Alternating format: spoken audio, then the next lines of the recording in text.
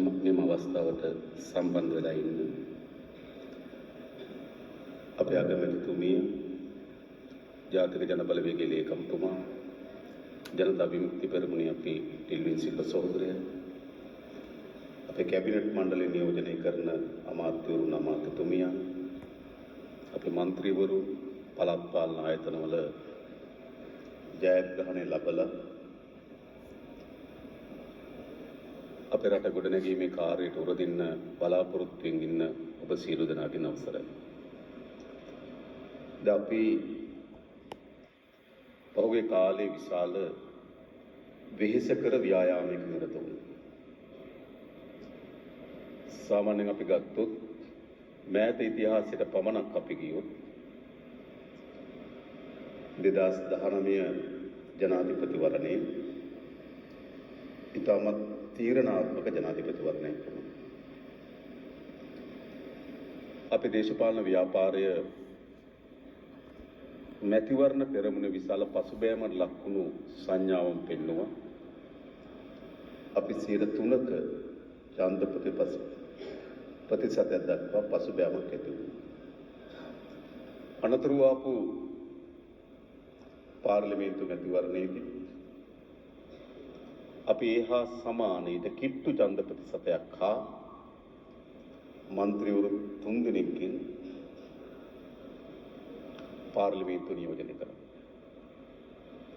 අනතුරුව ආපු ජනාධිපතිවරණයේදී අපි ජයග්‍රහණය කරා.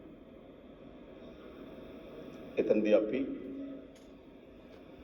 ජනාධිපතිවරයා ඇතුළු 3 දෙනෙකුගේ යුතු ආණ්ඩුවක් ඇදුවා. නේද? ඉතින් තුනේ ඉලක්කමත් එක පොඩි සබඳතාවයක් තියෙනවා පේනවා. අපි ඒ කාලය තුල විශාල අපහාසයන්ට භාජනය වුණා. අවලාදයන්ට භාජනය වුණා. විටක අපිට අපේ සමීපතම මිතුරන්ම කතා කරලා කිව්වා, ජනතාවට වැඩක් නැත්තම් උඹලයි මහන්සි වෙන්නේ, උඹලත් පැත්තකට පළයි. අපේ ගමේ සමාජිකයන්, ජාතික ජන බලවේගයේ කොඩිය ඔසවගෙන ගමේ පෙනී හිටපු කෙනා ගම තුල කොන්වීමකට භාජනය වුණා. සමහර විටක එකිනෙකාගේ ඇනුම් පද හාස්‍යයට ලක් කිරීම ආදී දේවල් වලට අපි මුහුණ දුන්නා මෑත ඉතිහාසෙ දක්වා. හැබැයි ජාතික ජන බලවේගයක් ලෙස අපටත් මෙතන රැස් වෙලා ඉන්න ඔබටත් ඒ වගේම එතනින් පරිබාහිරව අපේ ව්‍යාපාර විශාල බර කන්දක් අදින සැලකිය යුතු පිරිසක් අපි මේ ජයග්‍රහණය කරනවා කියන ස්ථිර අධිෂ්ඨානයෙන් යුතුව අපි වැඩ කරා, අපි ජයග්‍රහණය කරා. වැඩ කරා.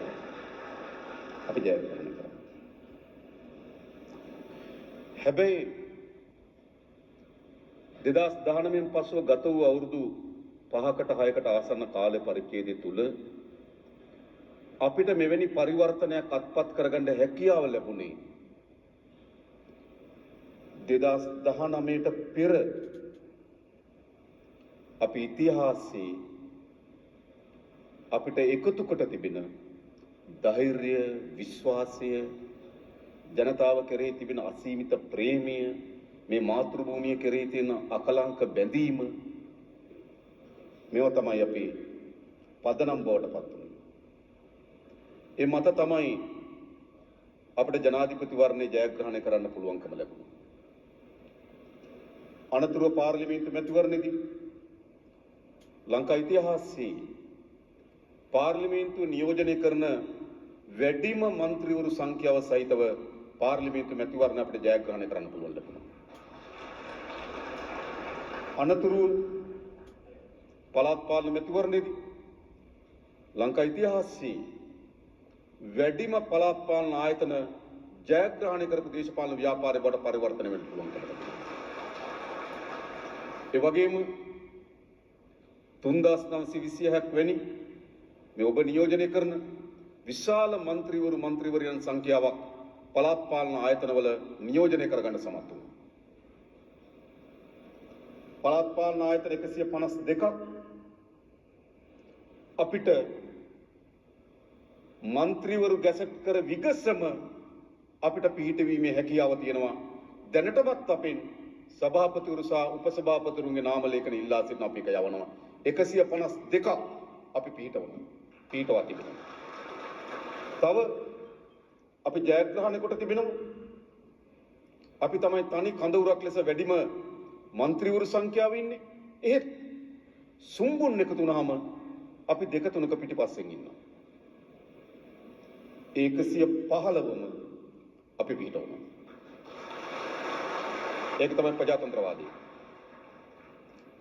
ජනතාවගේ කැමැත්ත ප්‍රකාශ කළ තිබෙනම ප්‍රාදේශ සභාව තුල මෙන්න මේ අය සභාව පිටවන්න.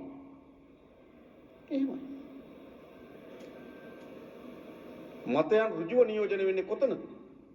මේ අය සභාව පිටවන්න. කොතනකවත් මේ සුම්බුන් එකතුවකට සභාව පිටවන්න කියලා ජනවරමක් ලැබිලා නැහැ. එනිසා ජනවරමේ බලයේ තියෙන අපි ගාව එම සභාවල ඉතිරි 115 සභාවන් පිහිටවීමම ඒ ජනතාවගේ ජනමතයට කරන ගරු කිරීම සහ අපේ බැඳීම කරන්න. හැබැයි වෙන දේවල් කරන්න આવුත් අනිත් ටිකත් අපි පිළිටවන්න කටයුතු කරන්න ඕන. පුළුවන් තරම් නැත්නම් මොකද කියන්නේ කරන්න ඕන. එයි අපිට ජනවරමක් ලැබී තිබෙනවා. ඒ ජනවරම නියෝජනය කරපු ජනතාවක් ඉන්නවා. ඒ ජනතාව කවුද? මතක තබා ගන්න.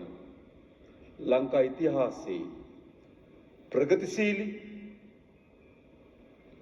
ප්‍රගතිගාමී ජනතාවක් විසින් තමයි ජාතික ජන බලවේගයේ ආණ්ඩු පිහිටවලා තිබෙන්නේ. ඒකට ජනවරම ලබා දීම. ඒක ප්‍රගතිශීලීම ප්‍රගතිගාමීව ජනතාව. ඉදිරිගාමී ජනතාව. ඔවුන් කොතෙන්ද ඉදිරිගාමී වී තිබෙන්නේ? ජාතිවාදයේ මහා ගෝරනාඩු එකට එරෙහිව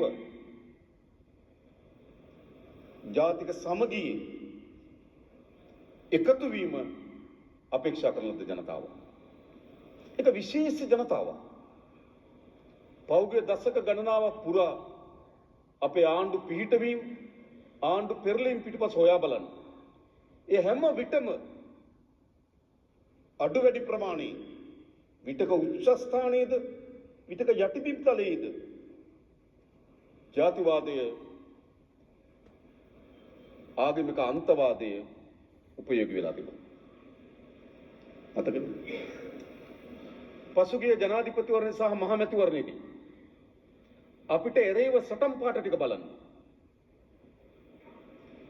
ඒ ඔක්කොම තුල ගැබ් වී තිබුණේ නැවත ජනතාව ජාතිවාදී ග්‍රහණයකට කොටු කර ගැනීම සඳහා දරන ප්‍රයත්නයේ පෙරහැර නතර වී දානි නතර වී අන්තිම සිල් ගන්න ඕය මොන නොකියු කොතන තිබුණේ? අන්නේ ජාතිවාදී අන්තවාදියෝ පරාජයට පත් කිරීම සඳහා අලුත් ජනතාවක් අපට ඡන්දය ලබා දී තිබෙනවා. ඔවුන් ප්‍රගතිශීලී ප්‍රගතිගාමී ජනතාවක්. අද තේරුම් ගන්න. ඒ විතරක් නෙවෙයි. මොන වගේ ජනතාවද තවත් බැලුවොත්